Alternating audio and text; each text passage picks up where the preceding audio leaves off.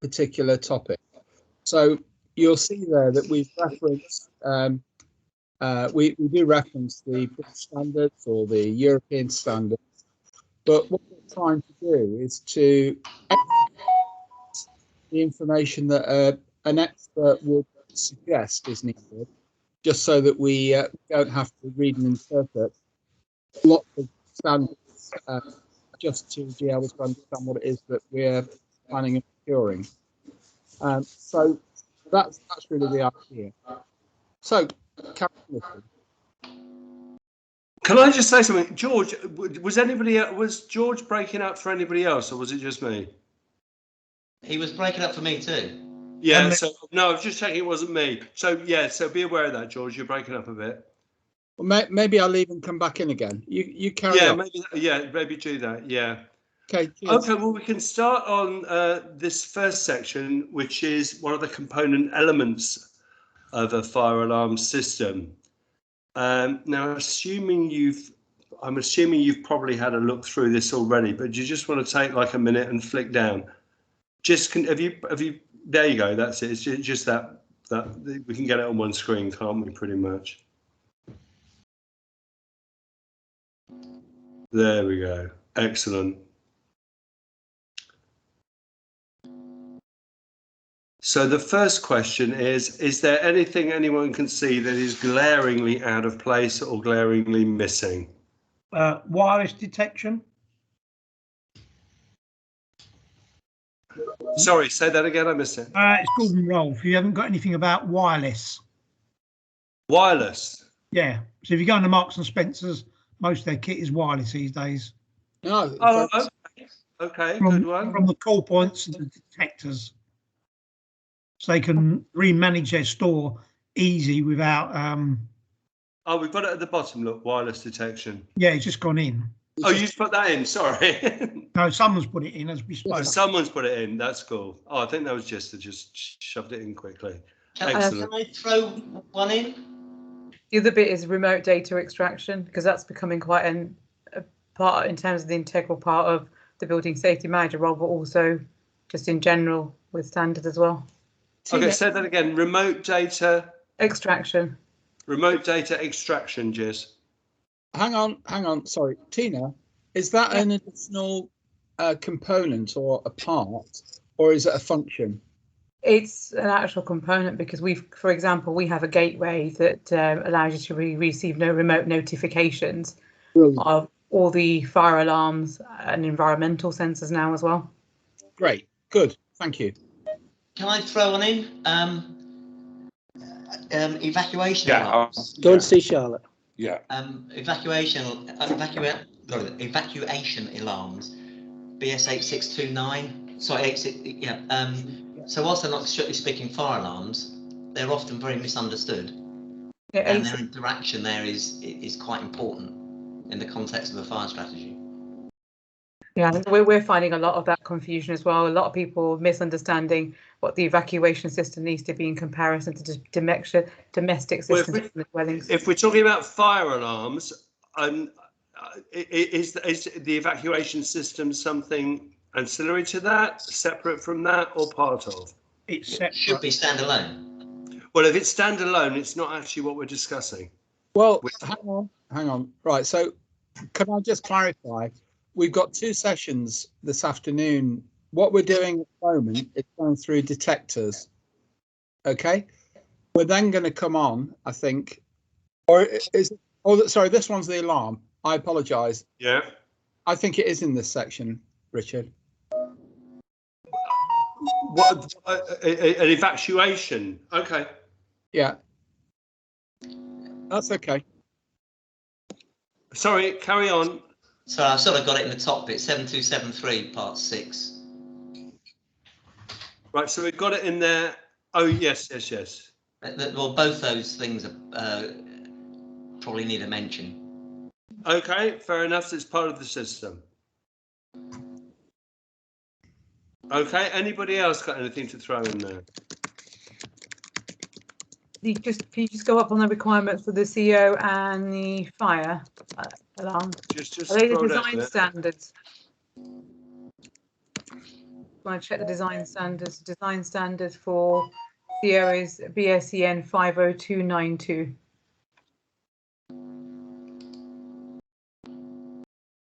Tina, could you type that into the... Yeah, I'll send it over to you. I'll send both. If you could type that into the chat, then just can copy and paste it then and put it straight on.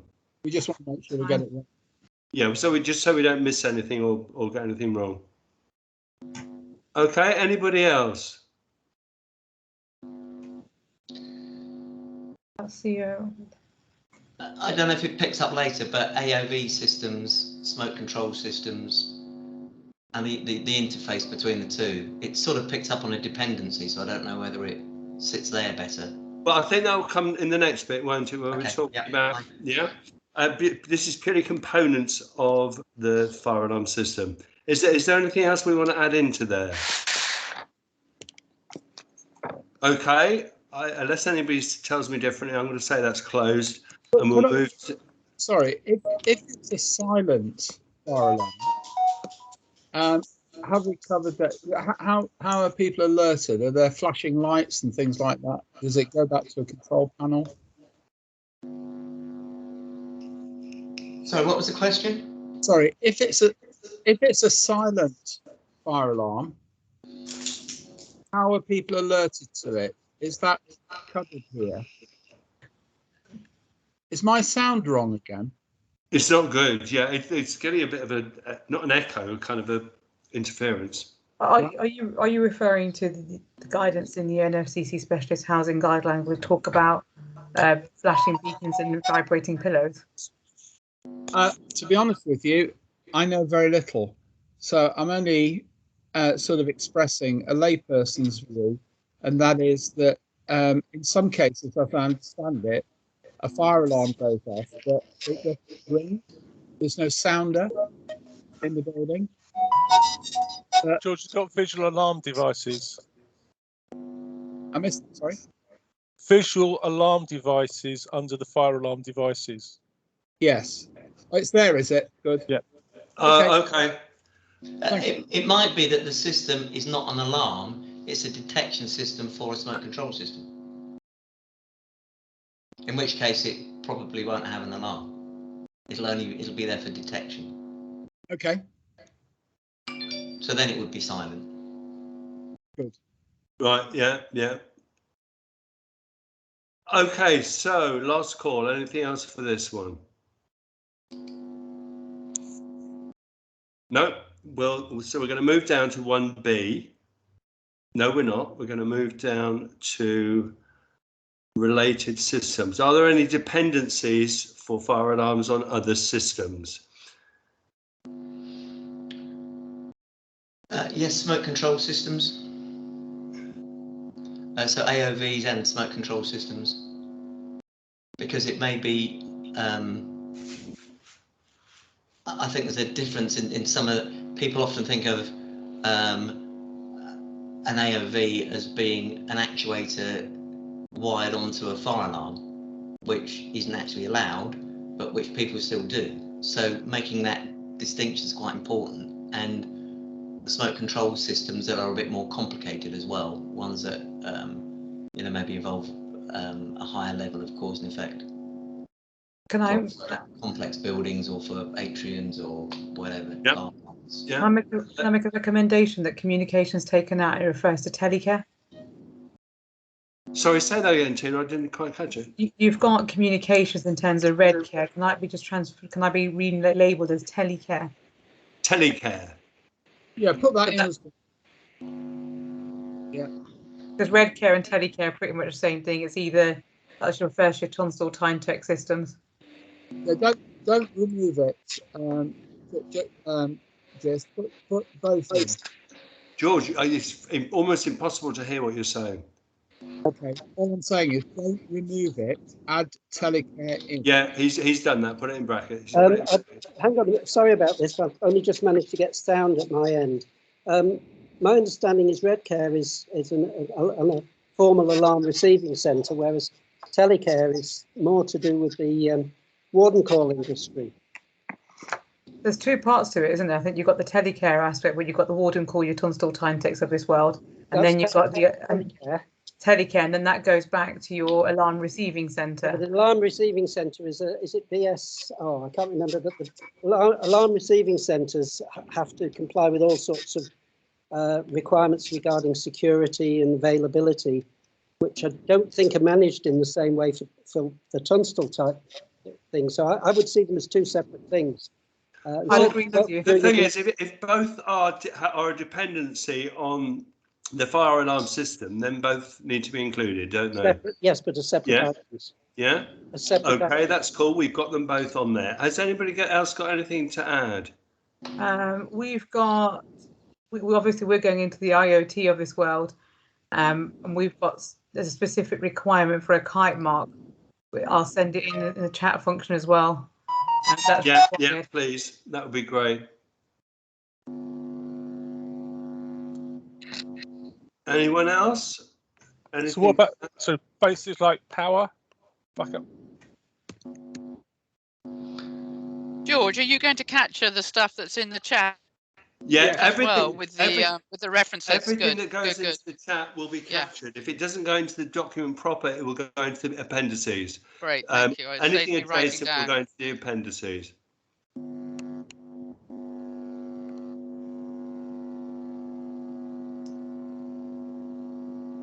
Okay, anyone else got anything to add in there?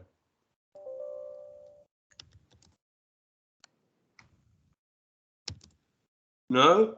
Okay, I think we can move down to 1A then.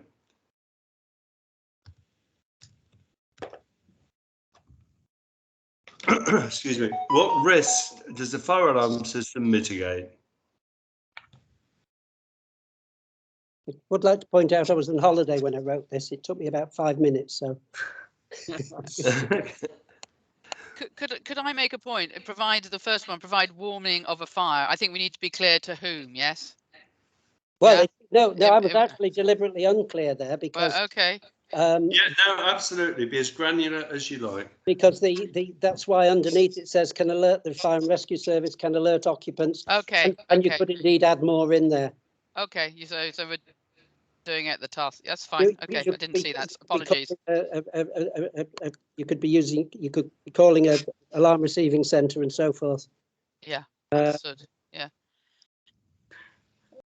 Did you want to? Are we going as granular as compliance and building safety, etc.? Is that how in detail we want to go in here, or is it just overall?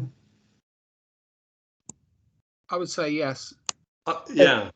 So that will be supporting the NFCC Specialist Housing Guidelines 2017. I'll send it in the chat function, and also the whole notion of building safety bill and the building safety manager role, and compliance on terms of potentially one of the key areas of compliance, and the fitness for human habitation, the 29 indicators as well. Fire is one of those indicators on that standard as well. Very helpful. And that also links into the consumer engagement white paper of a resident engagement. So let me just start putting some of these down here. Yeah. Yeah, I think if you can put those in, I think that would defy Jiss's fingers to get all that down.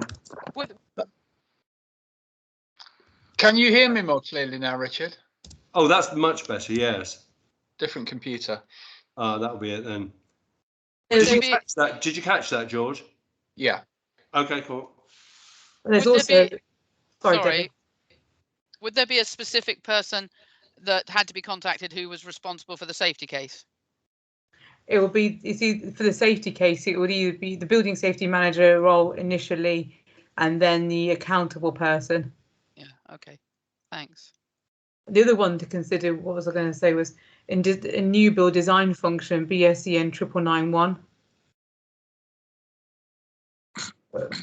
There's quite a few in there, and the 8 stages of REBA for development team.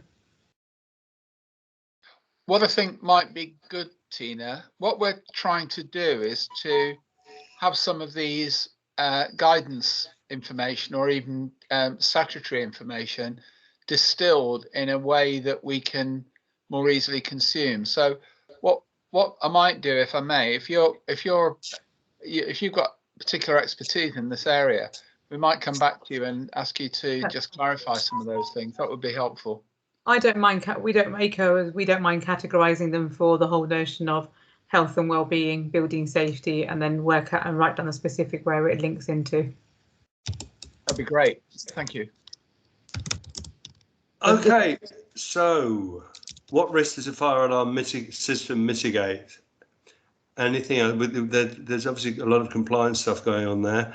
Anything anyone else wants to add in? Ian. What's NFCC? National Fire Chiefs Council. Right. Okay. Okay, I'm going to say, unless anybody tells me differently, I'm going to assume that we're happy with what we've got down there. Do you want to include in this the evacuation alert systems that are now being installed in high-rise buildings? They're not covered under 5839 Part 1, but 629. Sorry, what was that, Andy? Do you want to include, well, we talk about fire alarm systems. When we talk about fire alarm systems, we're normally referring to automatic fire detection and fire alarm systems. But you've now got evacuation alert systems, which are just alarm systems without detection. Yes. Well, we added that. Can I just jump in there? We added that in the first bit, 58629. Okay, sorry. It wasn't in there. Yeah. Still struggling with my computer then. I got myself switched off, but I was just trying to say a bit earlier. Fire alarm system mitigation. In that section, we seem to be mixing up the effect with what the mitigation is, because the mitigation is more about risk assessment. This will be, I'll contextualize all this so it's the right way around, if that makes sense. Yeah. Yeah, Ian, just so you understand, what we're really trying to do is use these sessions to be able to collect the knowledge of the team, as it were, and we can therefore, I mean, what you just said there is really helpful, but we can also then, you know, it's something that Richard can then refine afterwards, and then we can come back to you. But it's a point well made. Gordon Rolfe, just a point. The fire evacuation systems and the new ones post Grenfell. My understanding for attending various seminars, the whole purpose of them is not to act as a fire alarm. They're for the fire service to use to selectively evacuate groups of people. That's why they call them alert systems. But if you look at the names of the standards that we have in the UK, they're called fire detection and fire alarm systems. When we talk about fire alarm systems, we're normally talking about detection and alarm or being as an automatic function. But 8629 is not one of those. That is correct. However, it is a fire alarm system because it's an alarm system set off manually if there's a fire. Yeah, it's set off sometime after the fire's been discovered. Oh, yes, it's entirely under the control of the Fire and Rescue Service. But although it is not what we mean by a fire alarm system when we talk about it every day, it certainly is an alarm for use in case of fire. In this context, should we mention the sort of wireless alarms that we're now using for waking watch situations? Yeah, they should all go in there. Because that's obviously very topical at the moment and something that many people are struggling with. Should that go in the first one? Is that a component, Ian? Yeah, I mean, we're talking about risks that get mitigated, not how they're mitigated. Yeah. So maybe we just make a note, Jess, that we put what Ian's just said there into the first section. Yeah, because Tina made that point actually about Wi-Fi systems. Okay, so anything more in terms of mitigation? Seems to be, I think. This may have been covered elsewhere, but releasing access control systems, does that have anything to do with it? That was mentioned in the first part. Oh, yeah, okay, yeah. Sorry about that. Okay, let's move down to question 1B. Sorry, just what Andy's just said there, is that captured in the relationship with other systems? Because I think that's a really important one. 7273 part 6. Yeah. But that's, I think, mentioned above, isn't it? Yeah. If you double click on the space between the two pages, it'll show us more. There you go. Double click. Gets rid of the header and footer.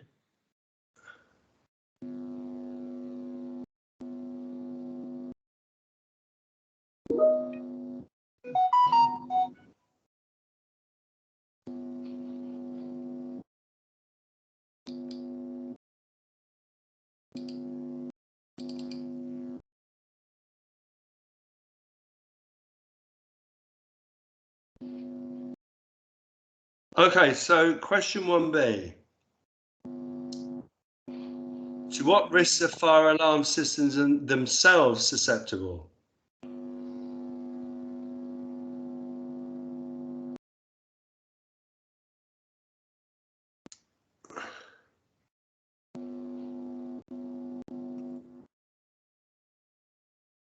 Can I add number 1, which is it's a trust within residents?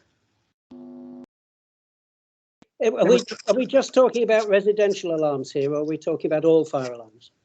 All fire alarms, ideally, that could be in high-risk buildings. So what that would include, Andy, is where you've got a mixed-use development, where you might have a residential block with maybe some social space and the like, and maybe some retail, or indeed hospitals or healthcare facilities and nursing homes and the like. Well, the healthcare and the hospitals and the sheltered housing, things like that, are covered by 5839 Part 1, which is pretty thorough. The problem, as I see it, is the separation of residential as the dwelling itself, which is 5839 Part 6. There isn't any joining up. And in fact, the LGA guidance says you shouldn't put a communal system in at all in those types of buildings. So therefore, there isn't any guidance. If I can just say something, Andy, this is the biggest problem we're having as our contractors because there's lack of guidance. It's disjointed. The clear guidance is don't do it. Yeah, but it kind of is against common sense for some people. I completely agree with you. It's incidentally, if anybody's interested, I have got CP3, the 1962 and the 1971 versions of the standards. That would be very helpful. And basically what they say is that you should be able to stay put. It doesn't use the term stay put at all, but you should be able to choose to leave. On this, we've referred to fire, but if you refer to BS 5839 Part 6, it refers to the interconnect of COs to 50292.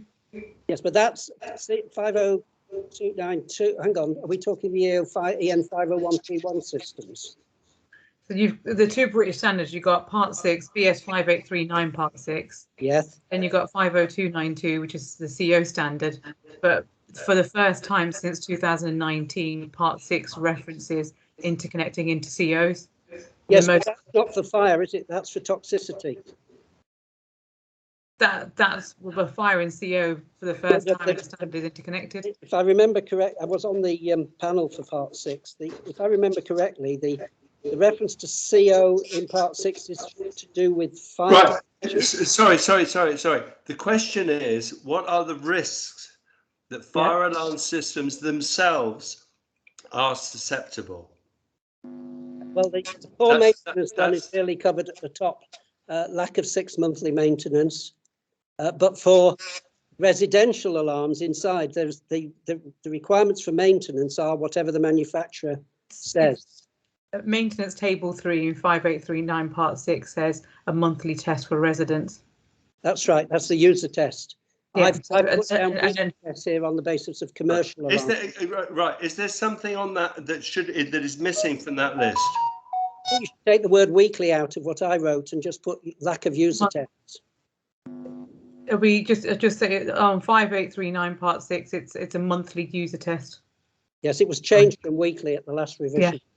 I thought so it's changed from weekly to monthly now.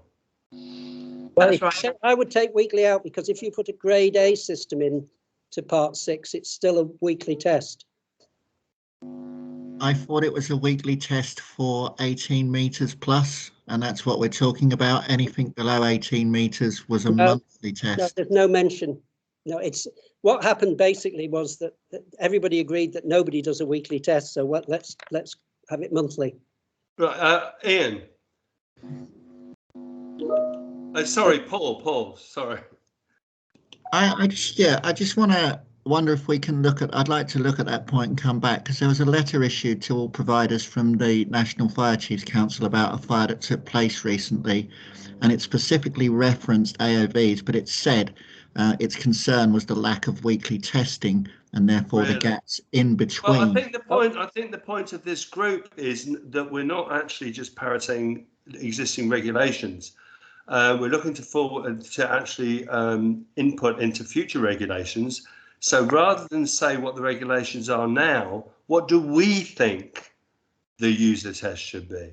Well, yeah, for me. Okay, what do we think the user test should be? That's what we want. If you've got a fire alarm in a residence, that is currently covered by 5839 part 6. And that requires, for most common systems, which are grade D, that requires a monthly user test. So that's absolutely correct. Right, and do you think that's enough? Well, it's probably more than happens in 99% of cases anyway. No, I didn't. That was my question. No. My question is, do you think that's enough? Yes, I do, actually. I mean, I've got a full fine. commercial fire alarm in my home just because I can. And I don't test it monthly. Yeah, okay. But will residents trust that? Going back to Tina's point, it's perception as well here. Well, I think any less often would be very questionable. I think monthly, I think it was a good choice to go to monthly. But what I was trying to say was that if you're talking about the AOV systems, or if you're talking about a fire detection and alarm system in the communal areas, that would be a weekly test by the management. Wouldn't be nothing to do with the residents. Yeah, I'm just going to say that we've been talking about a few things there. We've got within people's demise and within common areas. Yes. So in common areas, the guidance is that you should check the system every week. Now, the guidance, when we talk about tests and checks, the guidance is we're talking a very low level. Hang on. Daily. No, sorry, no. The guidance, every guidance I've read says weekly for towers, and recently we've also tried to align this where we're looking at lift emergency call testing, where we're looking at clear corridors, all the things that you need to do a regular sweep up. Now, currently lift testing, most are doing the lift emergency call testing. Clear corridors is mostly being done, and that will be done on a weekly basis. So I think if you're going to apply a standard of tests to a building, it needs to be consistent. And therefore, it seems odd to me if you're doing some actions weekly to drop down something as critical as a fire alarm to monthly. I do agree that monthly should be the minimum, and I do think there's an enhancement for anything over 18, and that's 18 meters, and that's a perception as well as I think an anticipation from the authorities. The comment I was making about daily wasn't about testing. It's in 5839 part 1, a responsible person is supposed to just check that there are no faults on the system and that it's working. But not yeah, I mean, yeah, I know, I agree with that, but I mean an actual fire alarm panel test, push button test, not by a competent person or anything else. I do believe that's really aligned to lift testing, emergency lighting testing, clear corridors on the fire safety order. And I think it would be a difficult one to say we do all this stuff weekly, but when it comes to the fire alarm, we only test it monthly. Okay, well, we've got that in for weekly as it stands at the moment, haven't we, Tina? Can I just make a suggestion? Yeah, absolutely. There's a lot of conversation about communal, commercial, domestic. Could each section be broken down to those headings just to make it a bit more digestible? I agree. It just looks a bit all over the place otherwise. You have to separate the fact that the way the building regs are written and the way the standards related to fire alarms are written, they are treated separately, even when they're in the same building. Okay, well, I think we need to, we can't do that in this session, I don't think. We probably need to revisit that. Do we agree? Mm-hmm. I think Tina's suggestion is important because it will influence other things. This context. Yeah. No, I agree. Sure.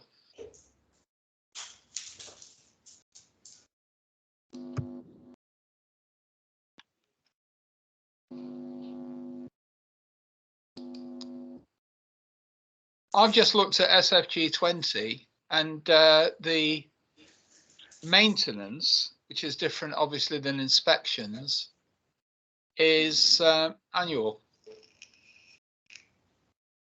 Commercial fire alarms, it's a 6 month, 5839 part 1 is a 6 monthly service and maintenance visit in which a number of the devices will be tested, and all devices to be tested over 12 months.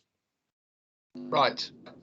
But that's for the commercial part. That does not involve going inside dwellings, unless you're talking sheltered housing, in which case it does. It depends really where it falls. Good. I personally think it shouldn't be separated at all. It would be better if it was all in one place.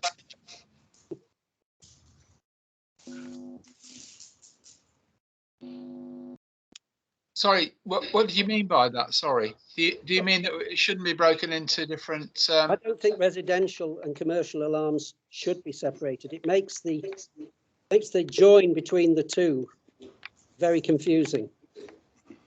But then I think to have a section overlap, like you said, in sheltered housing, if you look at what's the specialist housing guidelines, so requirements of part 1 and part 6, there is an overlap between them. But I think it's easier to have some sections that are distinctively commercial, communal and dwelling, and where there are two standards that do overlap, such as sheltered housing, or you've got the evacuation system, there should be a section on overlaps. Because at the moment it's really difficult when you start reading documents and British standards.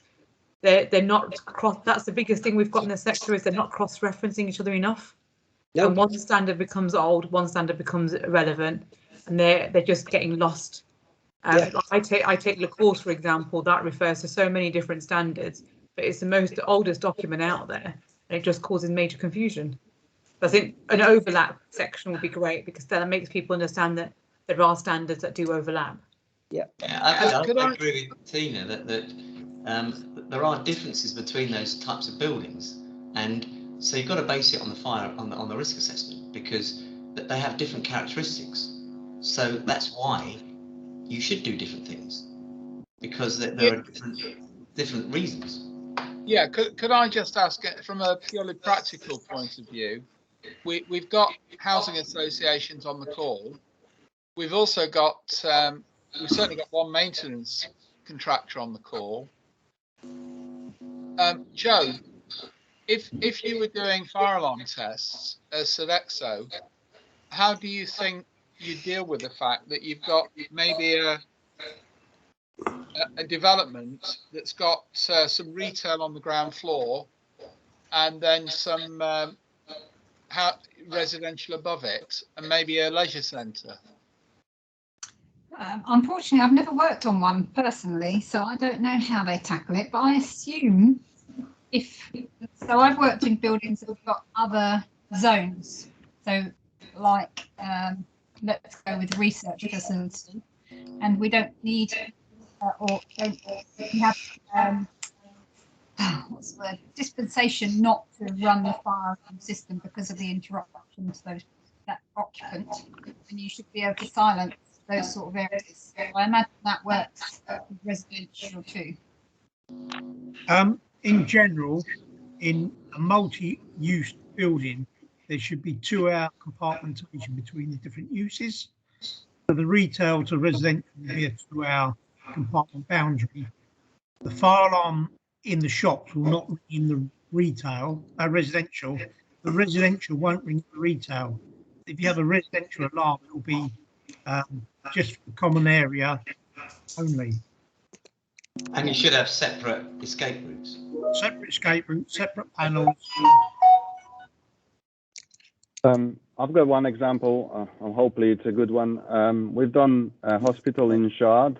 You obviously have got restaurants, you've got hotel, and you've got the hospital. So completely separate types of parts of the building. What they've done there is a staged evacuation, and every single part of the building is separate, but there is the alarm systems are separate, but they have a interface together only to warn the other floors that there is a fire possibly on other floors, and evacuation is 2 floors above and 2 floors below. Yeah. Paul McSorley. Hi guys, sorry I was a bit late, George. I had another overrunning meeting. I was going to say, getting back to the point, is generally you take big developments, and not speaking for some of the big ones in West London like the power station, but you've got zones. You're right, it is compartmented accordingly. The systems are interfacing. Some of the parts of the building have got their own fire alarm system to this standard, this one to that standard, and it all communicates. And that's how it's kind of broken up.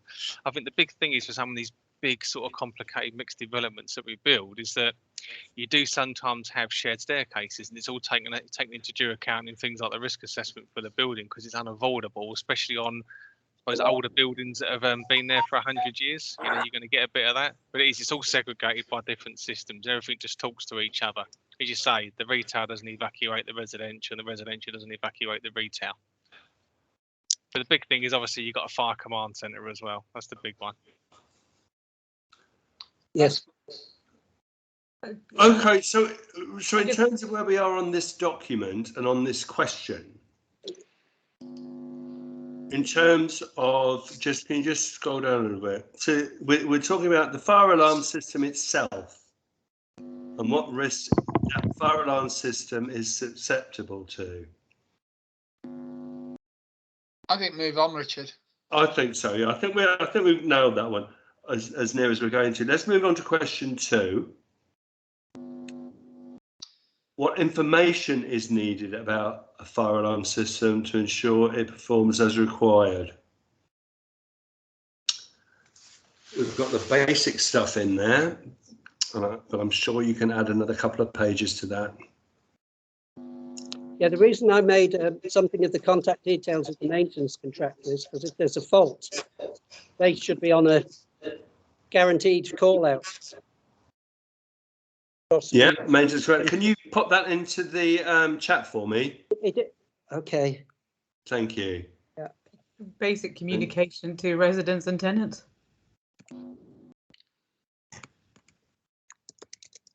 Well, that's a function. So we need, in terms of information, we need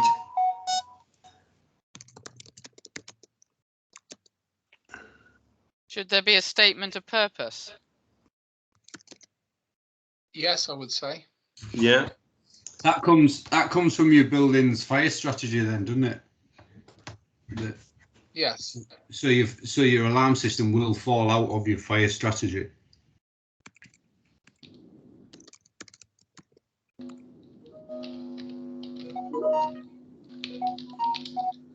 Gabby, are you putting that into the chat? Oh, I can do. Yes. Okay. Please. Yeah, just ping one up there. A clear evacuation alarm plan. Thank you.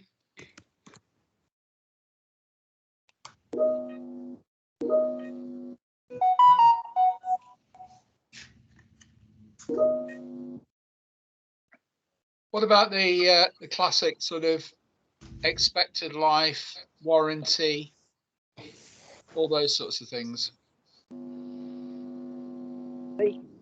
This should all be handled by the maintenance contract. The norm, because it's being checked every 6 months, you'd expect things that were failing to be picked up and mostly replace, like for instance, batteries. Batteries they're generally valve regulated lead acid. They are generally considered to have a 4-year life. You would not expect the client to get particularly involved in the question of whether or not they need replacing. Yeah, and it's not just the client this is intended for. It's intended for anybody that's responsible. Sure. So that could be a maintenance. Oh, I'm not saying it should be a secret, but but there's certain things. There's only really the batteries that, in this context, regularly wearing out. A control panel with electronics, the main cause of things failing would be drying out of electronic components in high power, maybe power supplies. But again, you see, if they're EN54 certified, they will be fundamentally very reliable and they will flag faults. Paul Waldridge. Yeah, I know we've said about, someone mentioned earlier about decibels volume, but I think that's a key component as well. We've seen a number of actions where there is a common alarm which is too loud, and therefore when there's stay put within the flats, it's causing people to come out and look, etc. I think the volume and the dispersal of that and how it's audible is an extremely relevant point, because we talk about evacuation, yes, but there's systems out there that are in place in communal spaces where it's not evacuation, it's to alert of a communal fire, and in fact the alert is to stay in your actual property. So volume and correct dispersal of volume is extremely important. That's interesting, isn't it? Yeah, could you put that in the chat for me, Paul? That's yes. Nice. I think this is a typical one. We talked about shelter schemes. If you read the NFCC specialist guidelines, it says it should be 45 dB from the communal area, and many contractors get that wrong, and it ends up being 75 dB, and then you've got residents trying to leave when it should be a stay put policy. It goes back to the point you made earlier. I don't know the gentleman's name. I think it's Ian. You said that everything should be separate, but this is where there is an overlap. And when you've got part 1 contractors, part 6 contractors looking at things from a different way, unless it's specifically stated in the specification document, there are mistakes that can be made. And Ian, we've had that. Paul and I have had these conversations previously, haven't we? Well, if you've got a stay put policy and if you've got a stay put policy and you've got sounders in common areas, then you've immediately got a conflict, haven't you? But then see, if you look at that, you have to be several. In terms of the question, in terms of the information that's required, what would that be? Correct. The correct volume dispersal within a specific area. Tina's absolutely right, 45, and the problem is a lot of contractors don't look down to that level of detail, which is critical, so you then don't find out. We'll come on to that. We'll come on to that when we shortly, Paul, when we come into tasks. But in terms of information that we need to get centralised. What if you have residents who are deaf, and then so the sound isn't a communication mechanism? No, so they've taken their hearing aid out. There's all sorts of mechanisms which can be deployed within specialists. There's visual alarm devices, yes, or VADs, and there's tactile devices, vibrating. Okay. So is there something that in terms of information, what it supports? You know, all types or some types of this? I don't know. Yeah. Again, that. So you need to know the makeup of your tenants, wouldn't you? That would be information that would be. I don't know what the terminology would be for that. That'll go into your PEEPS assessment. Yeah. Oh, right, okay. So that needs to be on there, does it? Yes, it does. Sorry, what was that again? PEEPS assessment. Yeah. PEEPS. Yeah. Personal evacuation plan. Right. Okay. So that needs to be down there. So Debbie, you know that point you made about the deaf and hard of hearing? This is a common one we see in shelter schemes. So, for example, the communal alarm needs to notify its stay put policy. The domestic needs to have a sounder. It usually has a vibrating pillow and a flashlight. Then that works in sheltered housing, but take the deaf and hard of hearing tenant back into a tower block, and you've got an evacuation system as well as a domestic system. Then you're going into having 2 different strobes. Yeah. It just and And when you've got English not as a first spoken language, it causes mayhem. I can imagine. So in terms, right, anybody else got anything to add on to this listing on information? Yeah, can I add another comment about how loud the alarms are in common areas? We've also had situations where we've had an interaction between the alarm and firefighter comms, and also for people in a refuge. That's correct. And the 5839 part 9, which has just been revised, tries to address that for emergency voice communication systems in refuges. But part 1 did not take it into account at the last revision in 2017. Excellent. Well, if you could put that in the chat for us, then we can make sure we get that into the appendix. I have got something in there, but only a quick. Yeah, anything else that needs to be in this information section before we can move on? Just one last one that needs to be in there. Sorry. Yeah. It's just the riser strategy in the building, because what, I don't know if everyone's come across this, but this is the bane of my life, is that people will go and put, hard standing floors in risers that are vertically compartmentated, and unfortunately what you end up having then is not the detector outside the riser cupboard, it needs to go inside. I'm just going to put a note on it. Put that, do that for me, would you? Put it into your chat and then just can whiz that over. Yeah. Anything else? Anything else on that list? Have we got no, I think not. Okay, excellent. Just if you could just put that last one on for Paul, and then we can move down to question 3, I think. Richard? Yeah. Have we got the type of detection in there? Sorry, say that again. I missed it. Type of detection. So if we've got smoke or heat, that that would be the. I can't see the top now anymore, but that would be the main one. Yeah, would you type that in for me so Jess can put it on, if you wouldn't mind? Yeah, and brilliant. Then have we got hardwired, or I find it hard to. Jez moving about a lot. I find it hard to see what's actually on there at the moment. Yeah, we've got wireless, Jack. If that's what you're asking. Yeah. I mean, Jack, this is the alarms one. We're then going to come on to the detectors. All right. Okay.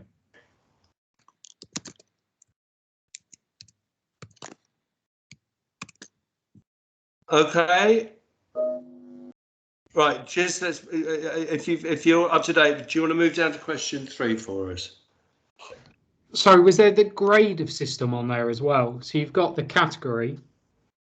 Have you got the grade? So A, B, C, D. I mean, most common that we have is A or D. We generally have, like, for example. No, I don't recall saying that actually. Again, would you type that in for me?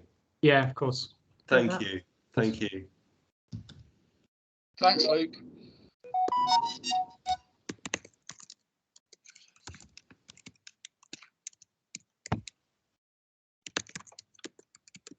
Excellent.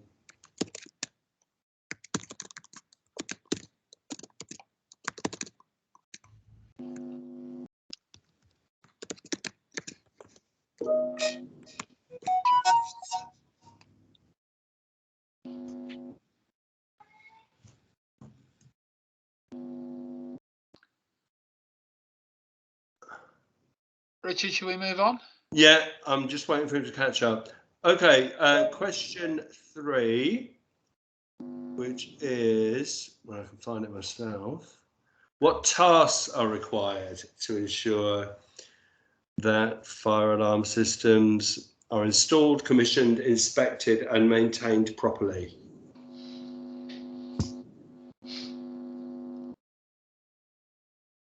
What tasks?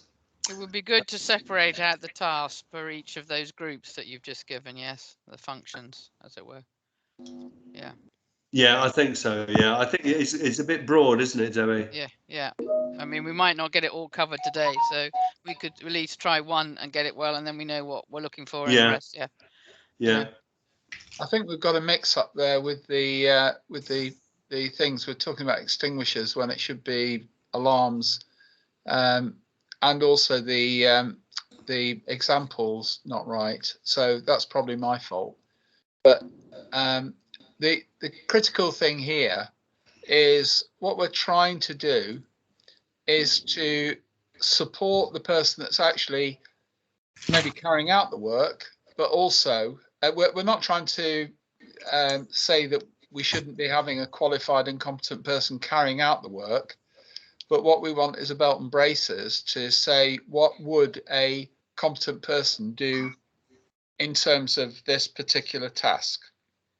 So that's installing, commissioning, inspecting and maintaining. And the example that should be there, which I think I've made a mistake on, is the one from SFG 20, which is that's the M&E standard work instructions, which which the maintenance industry tends to use, the M&E maintenance industry tends to use. So if you scroll down to that, ignore the fact it says smoke detector, you'll see there we've got individual tasks with steps on them that then can be, if you like, verified. So the likelihood is that when we look at this again and smoke detector, it'll say alarms. Anyway, so that's what we want to try and get to. So is there any industry guidance that is available on the installation, commissioning, and that's good, Andy. Yeah, Andy, you're on mute. Sorry. It's covered in part one. I copied over the user part, but that's for commercial alarms that I sent to you with my holiday response. But yeah, I could go through part one and cut down and just do a summary of what the maintenance engineer has to do. That would be fantastic. Really, yes. Have you got part 6 covered in here? Would you like us from ACO to do the part 6 bit? Yes, definitely. Yes, I mean that's quite straightforward in terms of there being no necessarily third party, except a Type A system under part 6 needs to follow the BS 5839 part 1 maintenance regime, including the competent person doing the testing. Where we're trying to get to with this, Andy, and we've come across this before, is and we're going to come on to the competency part of it and the training and all that sort of stuff on the next question. But we've come across where there's industry guidance and industry training for carrying out work on a particular asset type, and then the manufacturer's training is supplemental to that, but is actually critical because, well, for two reasons. One is that it becomes product specific, which is obviously important. And secondly, it probably is what is underpinning the maintenance, the warranty. So because warranty, the SFG 20, for example, is there as, if you like, the master industry guidance, but it, from a contractual point of view, it needs to be the manufacturer's recommended regimes are the ones that trump it, sort of thing. Yeah, I'm trying to think about that. As a manufacturer of commercial fire alarms, we do exactly what you've just said. We train people on how to use our equipment. And some of it is very specific, it's software and so forth. The rest of it is generic, very generic. Everybody has to check the power supplies. Everybody has to check that somebody hasn't built a wall next to a smoke detector, or that the change of the room hasn't changed its application. And this is all very thoroughly covered in 5839 part 1. So I'll do that summary list. Fantastic. That would be excellent. Tina. You're on mute, Tina. Sorry. A lovely saying of the whole year, isn't it? The conflict, so for example, in part 6, if you read part 6, it said you can test the alarms via synthetic gas. We as a manufacturer have built in the testing into our alarms, so you only press the test button. So there is, the British standards say one thing, and then we design our alarms for another. There is no right or wrong. There's an argument about, because that tests the electronics. Doesn't test whether somebody's blocked it in some other way, but it doesn't cover the whole notion of the alarm being maybe covered in some sort of carrier bag or whatever it does.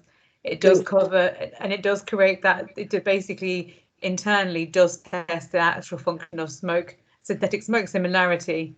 But that's different, and that's basically divergence from the completion certificate you fill in Part 6.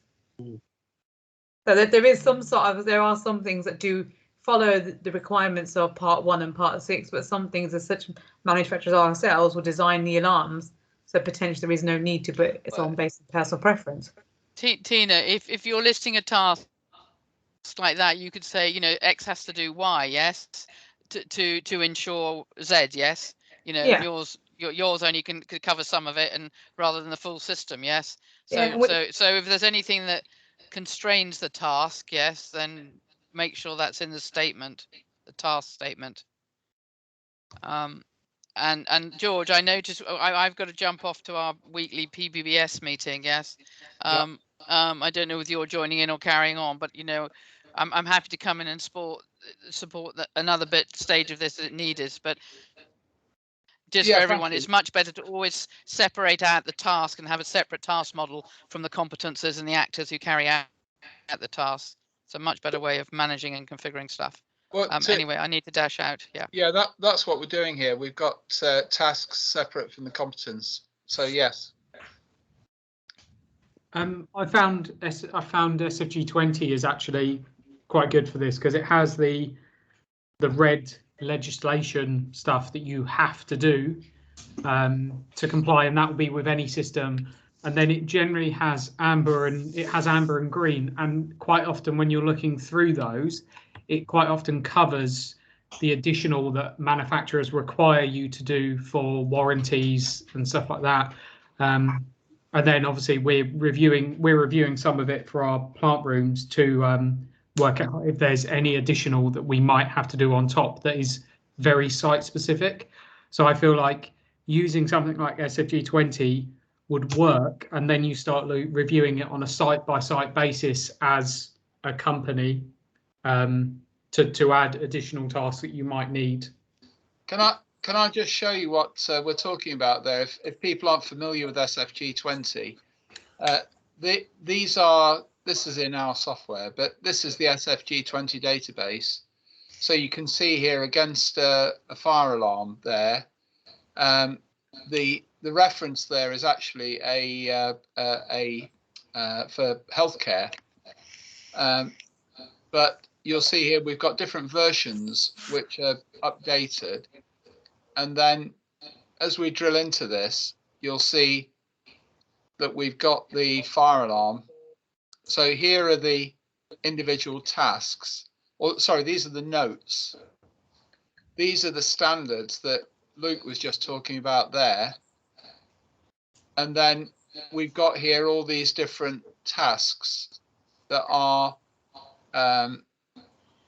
there with the competency of the person. So anyway, I just thought that would be helpful.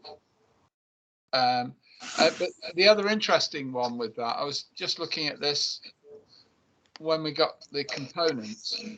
You'll see here that against fire alarm system, you've got all of these. So would you say these are all components of a fire alarm? Voice alarm with strobe light and things like that. Yeah, they all. If you were to group it, you'd probably group it under a fire alarm system. Yes. Or a fire safety system or something like that. Yeah, you'd probably group that all underneath. Cool. Okay. Thank you. Okay, so we're back on the question. There we go. So tasks. I think we're done on that one. I'm sorry? I think we're done on that one now. We're done on it? Yeah. Right, okay. We're on to competency now.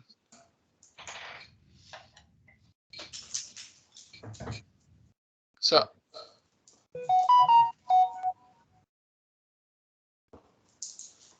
forget extinguishers. Sorry about that. So are there any equivalent standards for fire alarms? BAFE SP 203. What?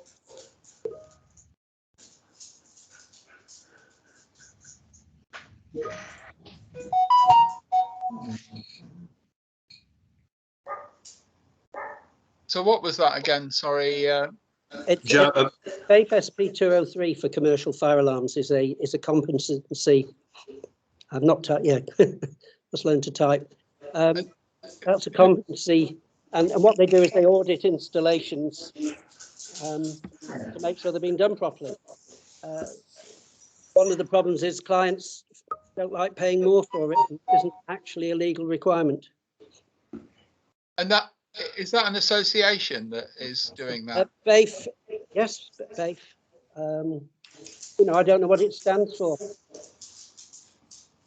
BAFE, something like that. Could you, yeah. Well, if you could perhaps dig it out and just put it in the chat, or oh, that's the one there, is it? Sorry, I apologise. Can I throw in SCI 19 for smoke control systems? Because the competencies for maintaining a smoke control system are different for a fire alarm. Great. Yeah. And BAFE SP 207 for emergency, for evacuation alert systems. And I guess we've got something in there for emergency lighting too somewhere. I sell. Just be committed. Is the competency, sorry, is the training done at a company level or at an individual installer level? Individual installer level. Yeah. Good. So as far as ACO is concerned, Tina, do you, you're a manufacturer, aren't you? Yeah, we're a manufacturer. I think we're a manufacturer, so we just train in accordance. We do expert installer training, which is a manufactured. It's not specific manufacturing; it's related to BS 5839 and 50292, and that's how we train our electricians. But we do ask every electrician, every RSL that we work with, will check the competency of the operative, and then have to be appropriate qualified electrician. Right. So it's all the NAPIO ICI is a body as well. And how do you deliver the training? Is that it's CPD training? So we deliver. It's called expert installer training. It's CPD. We go through everything regarding the standards, siting, testing and maintenance, and also sensor types. And so, would you train somebody that had? Would you do that? But you do it to somebody that had already been trained at an industry level, or would you? We train apprenticeship. We train MVQ students, apprentices. Yeah. So we'll train anybody that wants to know about the system, so they can be empowered to install them correctly. But when it comes to the RSLs that we work with, they'll make sure anyone that's working on the tools to install them has got the appropriate electrical qualifications. Yeah. Good. Okay, change management.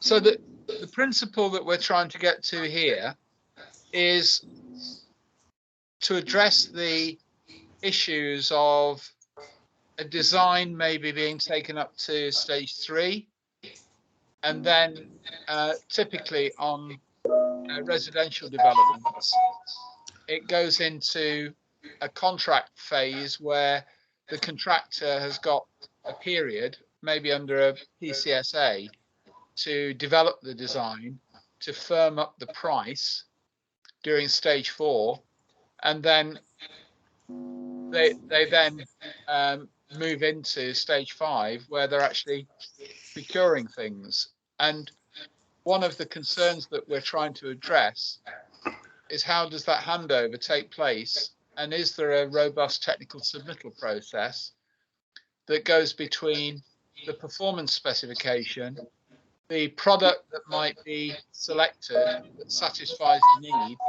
but then the one that actually gets purchased and installed? And that seems to be where a lot of the golden thread breaks down. So I can imagine that Tina and Andy, you'd come across that as manufacturers quite a lot. I've been involved in quite a lot of large voice alarm systems, and to not be able to find out what the fire strategy is when you're designing the evacuation process, it's ridiculous. But it's very often not provided to the subcontractors further down the line. I think this is where we get involved with all the 8 stages of REBA, effectively from zero from specification. Then when we get into stage 3 and 4, when some of the drawings have come back, it's sitting down with the development team and project managers to make sure everything is cited correctly.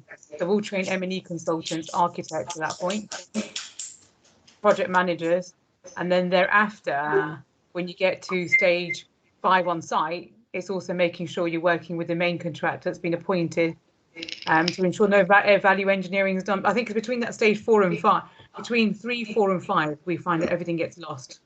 Yeah. And it's working with the architects, the M&E consultants, the employer's agent at that point. And if you've got social housing doing land-led schemes, it's working with the internal teams. And then on site, it's clerks of works. Agreed. Just wanted to add something. Sorry. Hi, Tina. Hi, everyone again. Look, obviously, I work for a big builder. I've been on a few of the other groups as well. I think probably worth just putting this into context, and this is why it gets lost, is because an architect does not design a drywall. They do line and linear. So if you look at, say, a BG requirement for a wall, how the metalwork's formed, the rules between that metalwork and the door in relation to a fire damper is known by the system designer. It's not known by the architect. And the same thing comes into the MEP world, that when you look at, an MEP consultants, they don't design smoke control systems or get a specialist to do it.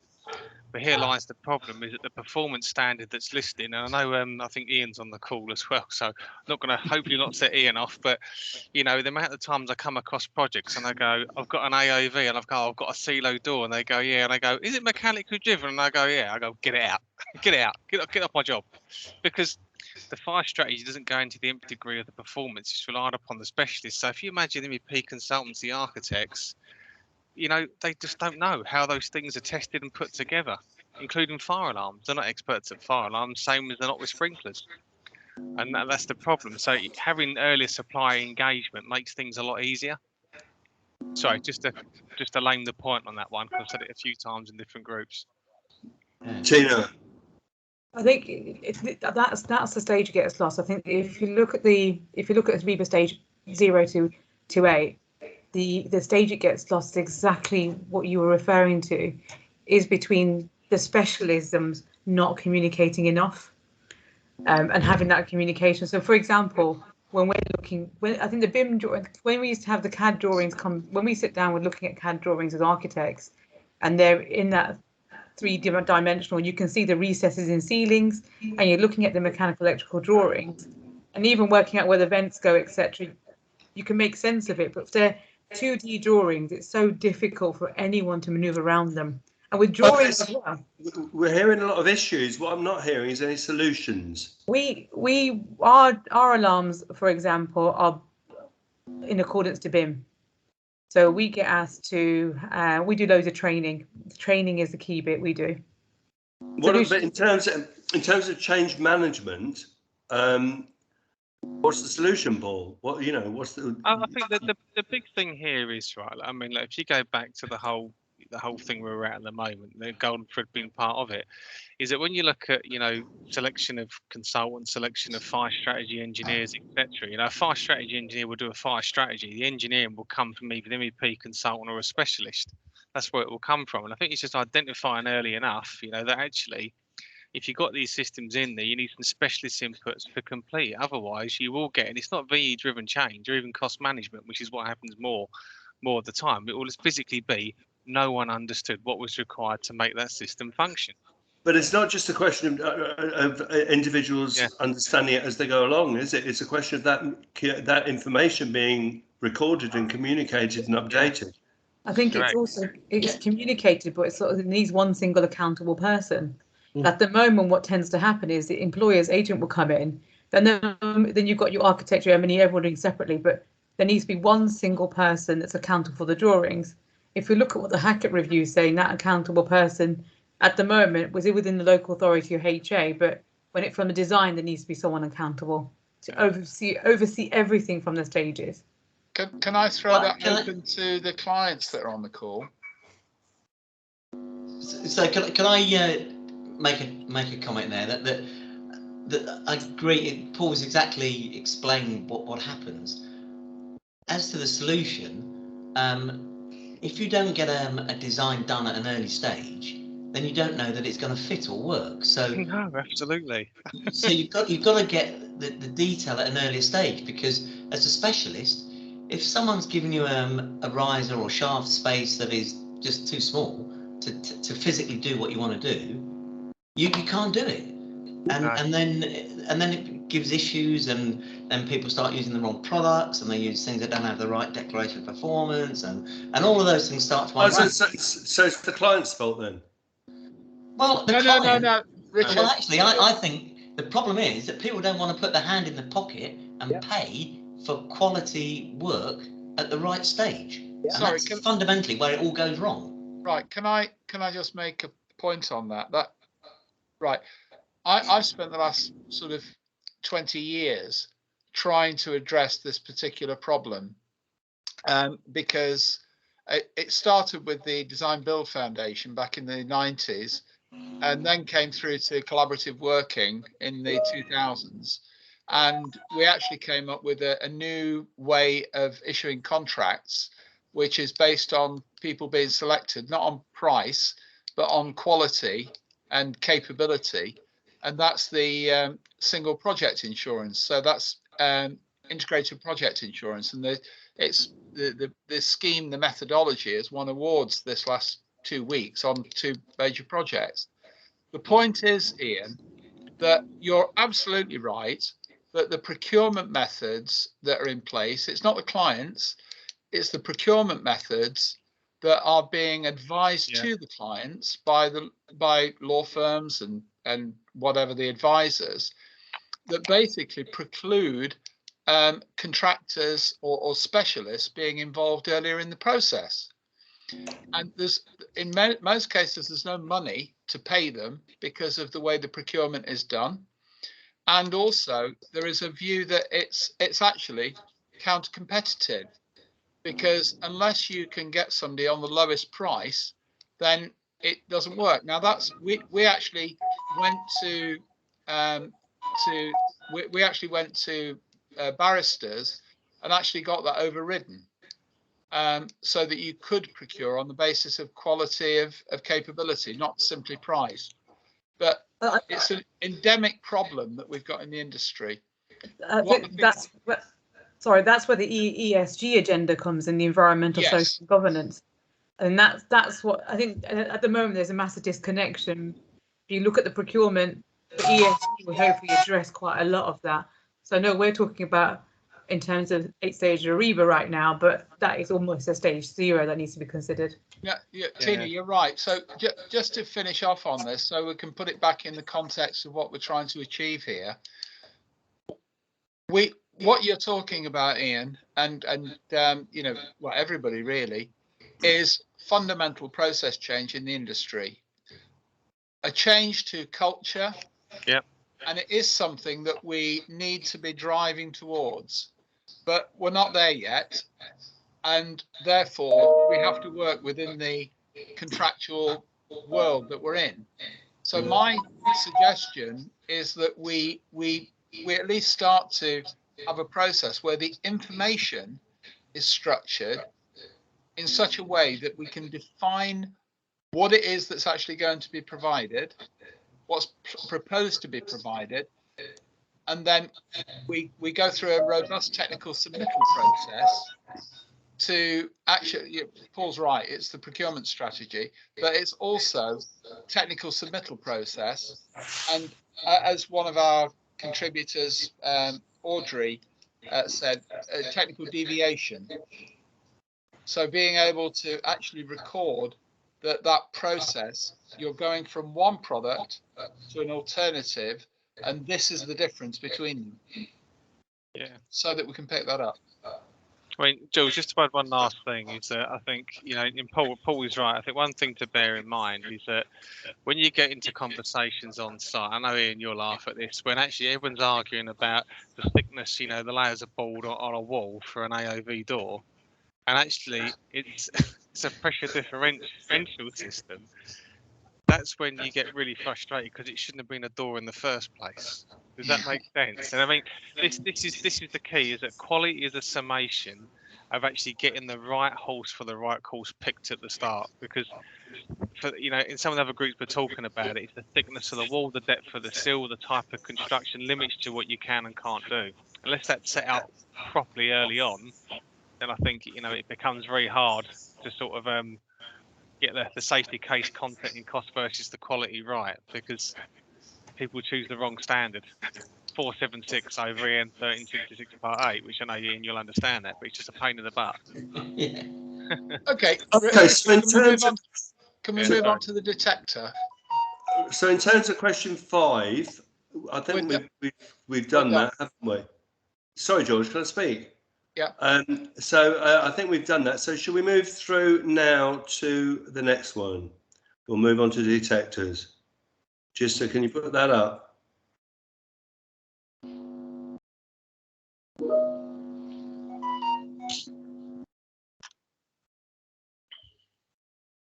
Jess, I sent you the detectors one.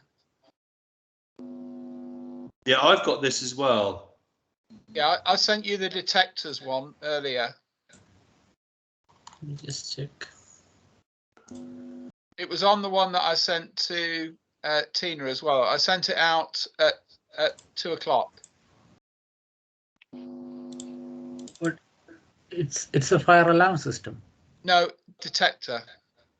Do you want me to show it? Yeah. Yes, please. Okay.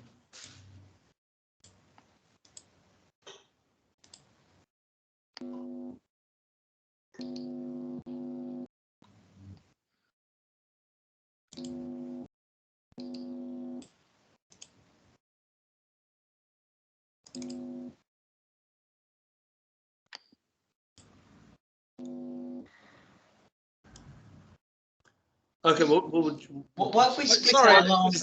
While George is getting that up there, we can start talking, can't we? What are the component elements of a detector system? Andrew, you're on mute. Of a fire detection and fire alarm system. Well, we've done the fire alarm system, so we're looking at a fire detector system. I'm assuming they're not totally interchangeable? Well, or are they? Same thing. It depends what they're for. Okay, you can have fire detectors on an AOV system in the corridors, and they operate the AOV or the fans or whatever. Okay. I wouldn't call that a fire detection system, although it is. Okay. What would you call it? Detection part of an AOV system. But the components of a fire detection and fire alarm system are detectors of various flavors, controllers of various flavors, power supplies, and alarm devices. And then you can expand that list, you know, the technologies of detection. Is there anything you would put in this detector list that would be that isn't already in our fire alarm list? I don't know, because I missed the beginning. I'm not sure. Right, okay. But I think I put some comments in my. I think the quick thing I did for you, that you've got optical smoke detectors. It will be on there. It will be on there. So what I could do is I can review the document that we finished with and make some comments on that. Okay. Can I ask a question? Why have we split alarms and detectors? Well, historically, the only form of detector was a human being, and an alarm was was a bell or a man shouting fire. But they are separate. And I think this is the issue. There is such misunderstanding. People refer to alarms, people refer to detection. What is it that we're using as a sector? As an industry, combined detector and alarm. But we call it, some people refer to detection, some people refer to alarm. Should there not just be consistent language amongst everybody? If you look at the name of the standards, they're all called fire detection and fire alarm systems, and then what comes, whether they're commercial or whether they're domestic. But I think it goes back to the early point, Richard, is everything's what we've got here is. I think what you're saying is what I've been saying for a long time. It's got to be defined down. If things aren't defined down, nobody knows what they're talking about. No. This is what we've encountered this for. We're trying to. I mean, everybody's talking about common standards and common titles and wordage and text and God knows what else. This is something. Part of what we're trying to do here is to get some sort of common understanding, at least, of what we're all talking about. It's not easy, and we're not successful in all cases. But I think we're heading in the right direction. But I have to say, it's a battle.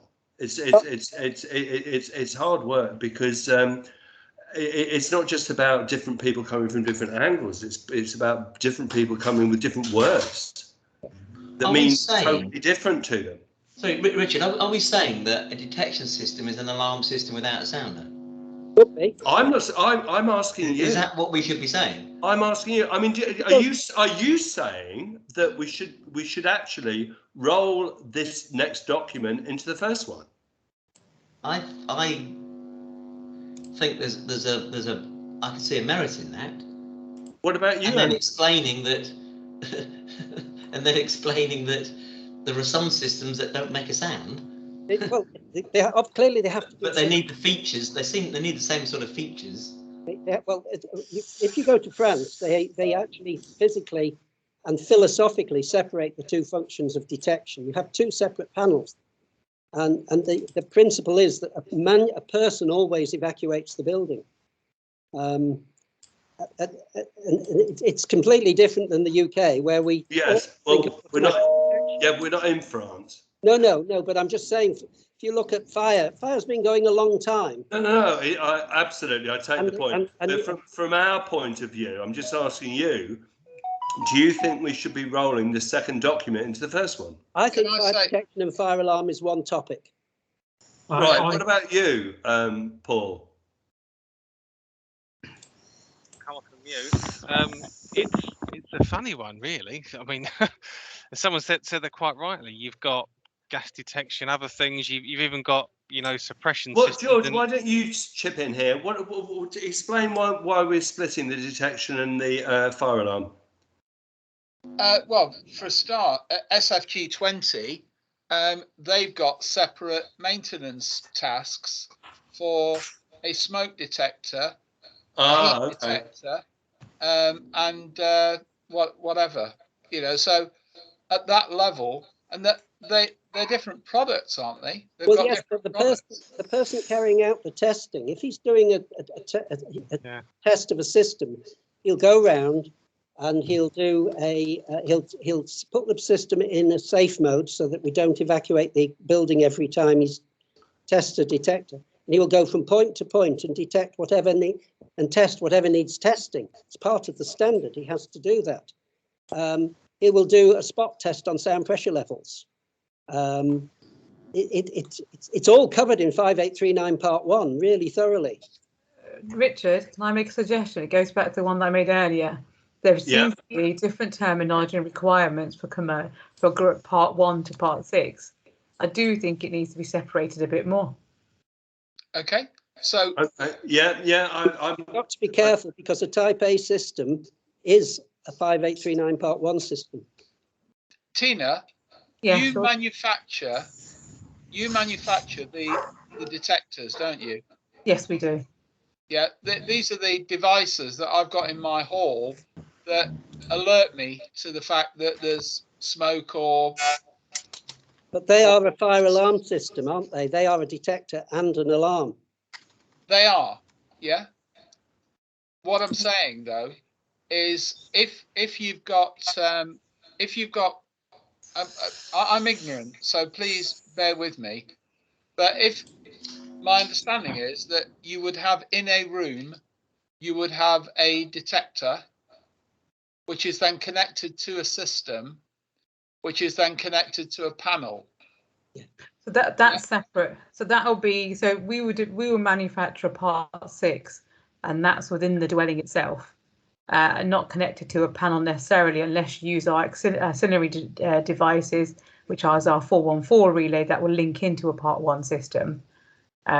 So we don't connect directly into part 1, but only with our accessories. A grade D or F smoke alarm they are components of a fire detection and fire alarm system for a dwelling, as Tina says. If you get to a commercial system, or indeed to a grade A system under part 6, then there is a panel. Even in the flat, in the individual dwellings, there is a control panel, and it's subject to the rules of part 1. So George, there is a bit of a note. When it's domestic outright, then it's part 6. Sometimes you have an overlap of grade A, as quite rightly as Andrew said, with that's under part 6, but maintained the regime of part 1. Yep. And basically, the main difference is a power supply standby time and audibility levels. Yeah, and the wiring. Can I just? It has to be part 1. I think my confusion here probably is that what you're saying with what we did earlier with the fire alarm system. I think you included the detection devices in that, didn't you? I did, yes. Yeah. They're a fundamental part of it. That's what I'm thinking, whether we can actually almost revisit what we've already done and just add bits in rather than doing a whole new document. That's what I'm thinking. Well, the only consideration that I've got here, Richard, is if there's detectors, for want of a better term, that are not connected to the fire alarm system, I think that's what we're saying, isn't it? What would they do if they're not connected to a fire alarm system and they haven't got an alarm device in them? What would they do? Yeah, what are they there for then, George? Well, they might be connected directly to a smoke control panel. Yes, in which case they're part of the smoke control system. But then you've got would generally be to 5839. Yeah, just remember, be aware. Part of what we're doing, the reason I know where George is coming from in this, it's they may be all connected to a system, and you can look at the system as a whole. And we totally get that, but when it comes to replacing a part of that system, we need the information on that part individually. Yeah. Exactly. This is kind of where we're going. Okay. We're trying to be very, very granular, and maybe too granular, but I don't think so. So bear that in mind. That's kind of where we're coming from on this. If you were talking about, for instance, Tina's ACO grade D systems, and you wanted to replace a device or add a device in a flat, you would, of course, use the same manufacturer, because you couldn't guarantee compatibility if it was a different manufacturer. When it comes to commercial fire alarms, if you're talking about analog addressable, which is the technology that's in most commercial buildings these days, then again, you would stick with the same manufacturer. Otherwise, you would be having to replace everything, except the wiring probably. The only area where you have cross-compatibility that will work reliably is with what are called conventional fire alarm systems, which is where you have separate zones of detectors and separate circuits of detectors, separate circuits of sounders. And you do have a degree of cross-compatibility between manufacturers. So Andy, if you've got an apartment block that's got 200 detectors in it, yeah, 200 and then they need to replace 3 of them, and the manufacturer's gone bust, you've got a problem. Yeah. Would you have to replace all 200? Quite possibly. If it's an analog addressable system, all analog addressable systems use what we call a protocol, a language, and they're technically different from every manufacturer. The more modern ones use faster data transfer, have higher voltages, more resistant to EMC. That's a huge risk. I wonder if the construction teams and developers are aware of the fact that that must mean that whoever the supplier is has got to be absolute copper plate.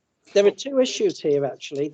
You'll hear the term in the fire alarm, in the commercial fire alarm industry, closed protocol and open protocol. And closed protocol is typically where a company comes along, sells you the system, then installs it themselves.